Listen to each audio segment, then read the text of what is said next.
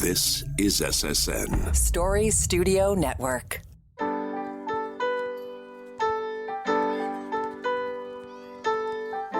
Hi, my name is Pamela Fuselli, and I'm the host of Popping the Bubble Wrap.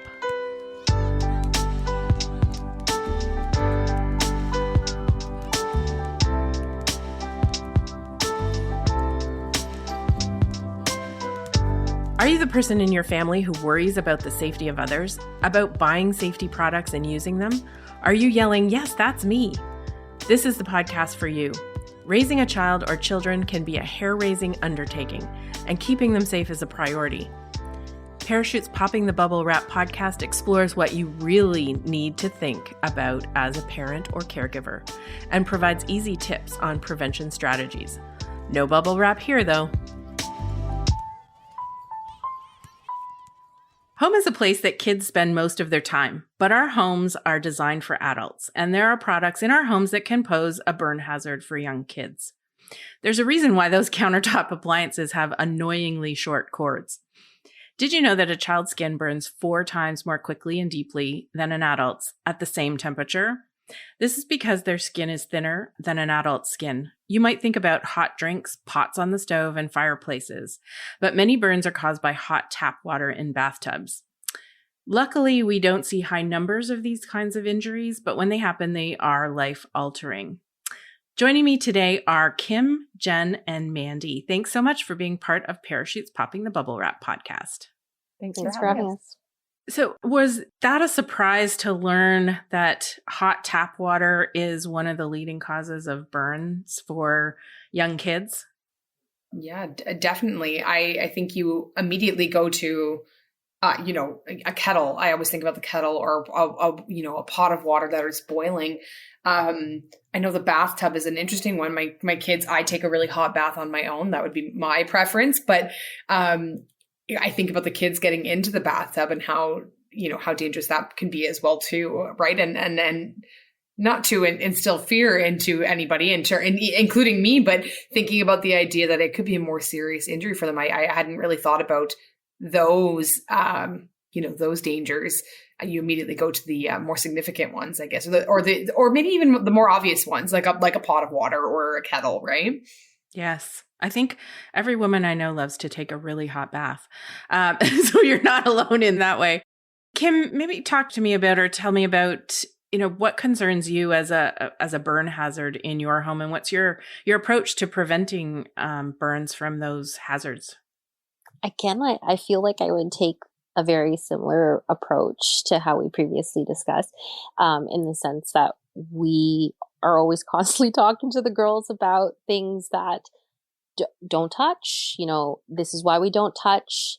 When we're cooking and stuff, I will tell them, come here. And even them just standing near the stove, I show them, can you feel that? Can you imagine if you got closer?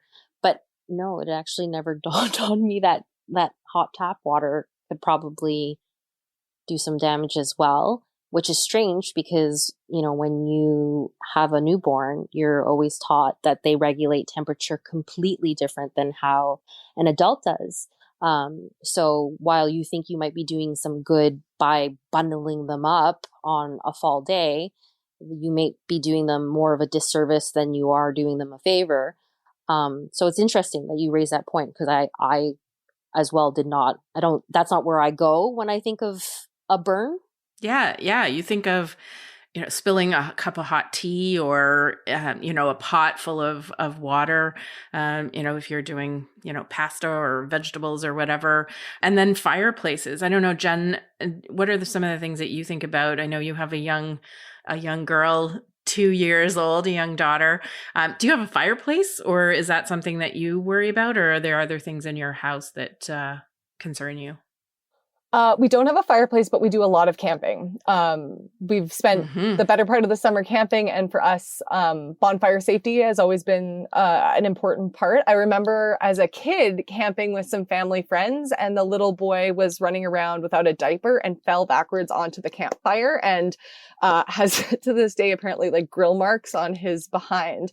So I remember as a kid being there in that situation, and so that's always been kind of a concern of mine.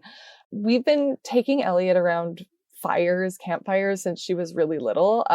Since not in the smoke and everything, but keeping her kind of aware of what's going on. I think, unfortunately, and I feel the same way about falls. I feel the same way about some other kind of households injury possibilities, that I would rather give her the tools to know how to recognize some of this stuff herself before kind of having to intervene. And so, with the bonfires, every once in a while we'll have to remind her to walk around the outside of the chairs. But for the most part, we've raised her so in a way that she kind of knows where she's allowed to go, and the fact that it's hot.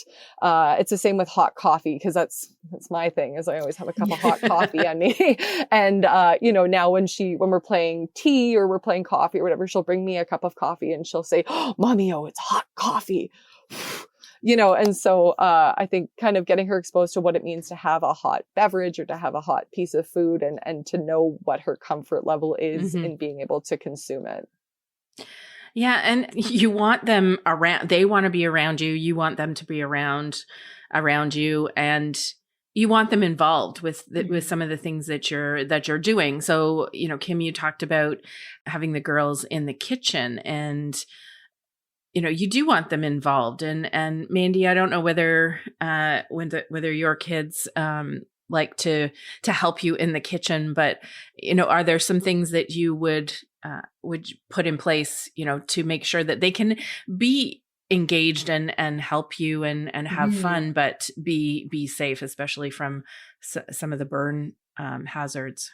Yeah, absolutely. My kids love to cook with me, and it's one of our, I actually think it's one of our times that we bond together the most. So we've been, like Jenn mentioned, talking about concerns or things to be cautious of since they were kids. I love the blowing. I've got a video of my son at maybe about Jenn's daughter's age doing the same thing, blowing on hot tea as well. One thing that I always have done, and it's just been ingrained in me, because I've heard a story. It was a friend whose sister pulled the pot down by the handle. And it was, it's quite a bad burn. I have always turned the pot inside. So the handle is always on the inside. I use the back burners. Those are just things that I feel like I just naturally do at this point now, because of hearing that and the concern about it happening, and thinking this is an easy way to do it, right? You turn the handle inside, making it harder for them to grab at or accidentally hit when they're running around. My kids play race cars constantly. So, just even they're like running through the kitchen as they're going on things as well. And they've always been able to come up on the counter and cook with me, but trying to talk to them and making them, like you said, aware about what they need to be cautious of on their own, so that they're familiar with it. Because like all the other elements of safety, you won't always be there to do these things, and you want them to recognize, Kim, I think you mentioned that you want them to recognize what the concern is, so that they can be aware of what's going on as well too. So, talking about things that are hot, talking about the color of the stove too, so that if the stove turns red, that means that it's hot, or it's hot afterwards as well. So lots of conversations, of course. Yeah. Kim, do you have a fireplace? We do not have a fireplace, Okay. but we have one at the cottage. So the girls were significantly younger when we first got the cottage. So the same rule that we have here at home for the kitchen, if they're not involved with cooking, they have a parameter. So they know, like, when mom's in the kitchen or we're at the cottage and we've used the fireplace, they have a parameter that, okay, during this time frame, you're not allowed to approach it because of these reasons. And like, even if it's not on, if we've recently used it, it's still fairly hot. And we actually have friends of one of our relatives who their 2-year-old daughter went up to a fireplace at a cottage that they were renting, and they had used it maybe about an hour before, and she had placed her hands on the glass and she got a really severe burn on her palms. So that's why I've always just taught them, here's your parameter. So like, even as an example, like when they're running through, I don't want them to accidentally slide or throw a toy onto the stove. So that's why I have found that having a parameter approach has been very helpful. But then even too, like, I still want them to have like a sense of independence. So for us, with washing hands, I'm not always standing there when they run into the bathroom to wash their hands. So it's very easy for them to tilt the tap a little further into the hot. So we've taught them like a way to check before you stick your hand fully underneath. Showing Charlie, because she can't identify stuff first, like the colors sometimes on the faucet that they have, like the red means it's going to be hotter and cold is going to be a little cooler. But, always just sticking a finger real quick before you fully put your hands under, or even just like watching for things like if there's steam coming from the water. Because I don't want to baby them in a way. And like, I like my independence. Like, I like not having to always follow around them, right? Because the thing is who wants to do that? Like, I want to prevent these things from happening, but I also want them to learn and have their own independence too. Yeah, you need that balance. And I mean, who of us as adults haven't burned or almost burnt their hands under a hot tap?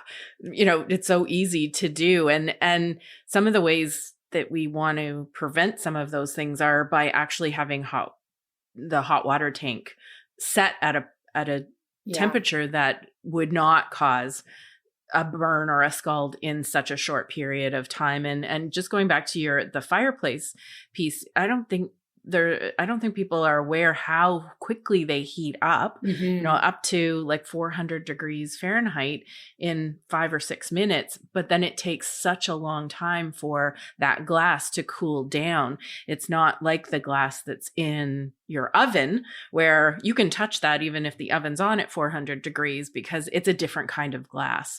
The purpose is to keep the heat in the oven to cook the food, whereas the fireplace glass is to get that heat out into the room. What would you do? Do you know what to do if a burn happens? We've got a lot of myths around, you put butter on it. I've heard mayonnaise. Do any of you want to hazard a guess in terms of what you would do if you had a burn? I've had a couple of bad burns. In my like older youth, I was making hot chocolate in a microwave, and I learned, and again, this is all learning experiences, but not all mugs are microwave safe, which is something I plan on teaching Elliot, because I learned the hard way when you grab it, your hand doesn't always come off of it. So, cold running water, and just like keeping that going for as long as you can. I, like an idiot, decided to wrap it in paper, ice pack and paper towel and finish my English homework because I was afraid of not having that ready for the next day without completely realizing that like I wasn't going to school the next day. I had a severe burn. So, that at least is kind of the cold running water, proper bandaging, and then medical attention. Am I right? Bingo. Well, you got it right. You definitely got it right. Cold running water. Definitely not the butter or the mayonnaise. That's an old tip from a couple of generations ago that doesn't work. Just as an FYI. So thanks so much, all three of you, for joining me today and sharing some stories, personal stories about unfortunate incidences that you've suffered a burn yourself or someone who has. And as you know, they can be, once you have a scar from a burn, that's there for life. So and as I said in the beginning, it's not that many, thankfully, but we do want to stop the ones that are happening. But Kim, as you said, we want to balance that. We don't want to bubble wrap our kids. We want them to have that independence and to be able to put things into place that will keep them engaged and interacting in the place that they love the most, which is the kitchen and the bathrooms. Those are the fun rooms of the house, but keep them safe as well. So thanks so much for joining me today. Learn more about preventing burns and scalds in your home by going to parachute.ca/burns and scalds. That's parachute.ca/burns and scalds. It's time to open your parachute. Robyn Stewart is the Child Injury Prevention Program Coordinator at the Saskatchewan Prevention Institute and brings a decade of experience providing family support services so children and families can thrive. Welcome to the podcast, Robyn. Thanks so much for having me today, Pam. Robyn, thankfully, burns and scalds are not high in number, but they can be quite severe and result in lifelong impacts like scarring. Parents might think of fire and the stove as sources of burns, but not as often about hot water. So what are some of the leading causes of burns and scalds and things parents need to watch out for? So we know that most burn-related hospitalizations are due to hot liquids, and we know that this is really common in younger ages for children. And then in older kids, you see more of those injuries from flames. So when I'm talking with parents, I just really want to build that awareness of what the risks are and how severe burns can be when that happens. Those lead to really long stays in the hospital and really significant lifelong impacts. And as you had talked about a little bit earlier, there are differences in children that put them at higher risk for these kind of injuries. They have thinner and more sensitive skin, so those burns can really happen faster and more easily on their skin. So we do want to be watching the temperature of the water in our homes. We want to turn that down right at the water heater to lessen the risk of kids getting that hot water on their bodies.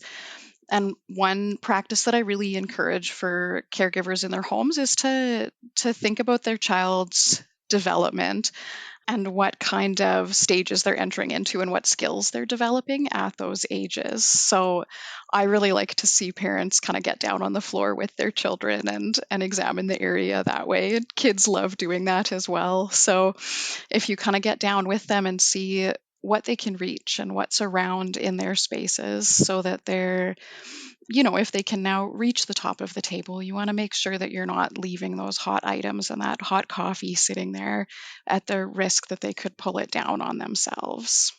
So being a parent is a really hard job, and watching your kids 100% of the time isn't possible.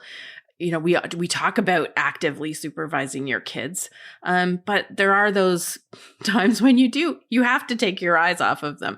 What do you recommend to parents to prevent these injuries from burns and scalds? What are some of the tips that you share with parents? Yeah, absolutely. I like that you bring up the supervision and that, it's easy to say supervise your kids all of the time, but we know that that's not always a realistic expectation. So what I really like to discuss with parents is finding a balance of when you can be actively supervising and then putting safety pieces in place for when you can't be. So that might mean that you're putting up a gate so that your children can't get into the kitchen when you're not able to be in there with them. But then when you do go in to make snack, you take down the gate, bring the kids, find a way to involve them in that so that you're working together. And that way you get to teach them those skills around all the different safety pieces in the kitchen, show them that the stove is hot and the knives are sharp and all of these different things, right? It's going to prevent all kinds of injuries, not just the burns. And then they see, the kettle heats up and we don't touch that when it's hot. We need to watch out for the steam. And having them involved. And when you're working together, then you are able to actively supervise while you're in there with them. But then when you're focusing on cooking, maybe you need to put the gate back up and put them kind of in the living room where they have a safe play space away from those hot items. So it's all about finding that balance of when you can have them involved and when you can supervise when they are near those hot items, but also teaching them. And that's always going to you know your children best, and that you're going to know where their abilities are and when they need reminders, what they're really capable of doing independently, and when you need to step in and stop them from something. I think that's so important. And a theme that runs through this podcast is popping the bubble wrap. You want kids to be active engaged in cooking and things that are going on in the house at different stages that where appropriate. And, how do you engage them in cooking and being in the kitchen, which is such an attractive room for kids. There's so much. I mean, from the Tupperware and the wooden spoons that they can play with, all the way to helping mom or dad or grandma cook or bake. They want to be involved, and there's ways to engage them in that without exposing them to a hazard like the boiling water, the kettle, and the really hot tea or coffee or soup, anything like that, or the burns that they could sustain from the stovetop. So really important information for parents and things for them to think about. And I hope that a number of them, after listening to this podcast, are going to get down on their hands and knees, see their kitchen, especially and bathroom, and from the eyes of their kids, and what could be very attractive to them, but could be very dangerous. So thank you for joining me today. Thanks so much for having me.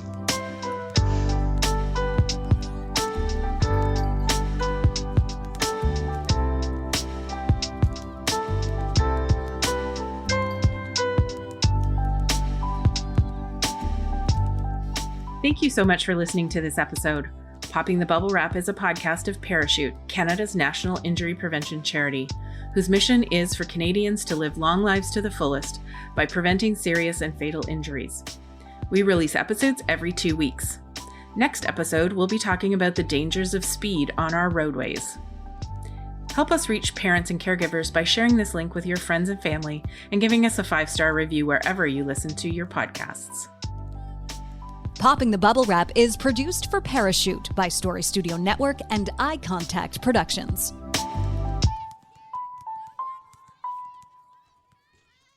This is Story Studio Network.